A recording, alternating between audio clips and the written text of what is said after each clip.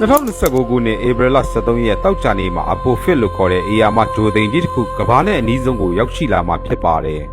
။ဒီဂျိုသိန်းဟာအရှင်းပေပေါင်း1100ကျော်ရှိပြီးအမေရိကန်ကအင်ဗျူတော်ထက်3ဆနီးပါးပုံမှုကြီးမားတဲ့အရာဝတ္ထုကြီးဖြစ်ပါတယ်။လူအများစုစိုးရိမ်နေသလိုကဘာကိုဝင်တိုက်မှာလားဆိုတဲ့မေးခွန်းအတွက် NASA ရဲ့အဖြေကတော့ဝင်မတိုက်ဘူးဆိုတာပါပဲ။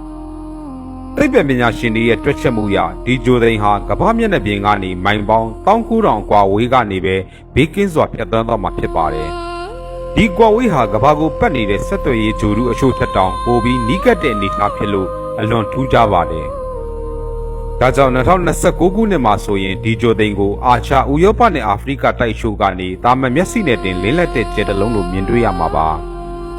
အပိုဖစ်ဂျိုသိန်းကို2004ခုနှစ်မှာစတင်တွေ့ရှိခဲ့တာဖြစ်ပြီးတချိန်ကကမ္ဘာကိုတိုက်မိဖို့အခွင့်အလမ်းအနည်းငယ်ရှိခဲ့ပူပါတယ်။ဒါပေမဲ့2021ခုနှစ်မှာရရှိတဲ့အချက်လက်တွေအရနောက်ထပ်နှစ်ပေါင်း100အတွင်းမှာကမ္ဘာကိုတိုက်မိမဲ့အန္တရာယ်မရှိဘူးလို့အတည်ပြုထားပါတယ်။သိပ္ပံပညာရှင်တွေအတွက်တော့ဒါဟာအေယာမဂျိုသိန်းတစ်ခုကိုအနီးကပ်လေးလာခွင့်ရမယ်နှစ်သန်းပေါင်းများစွာမှာတစ်ကြိမ်သာကြုံရမယ့်အခွင့်အရေးပါ။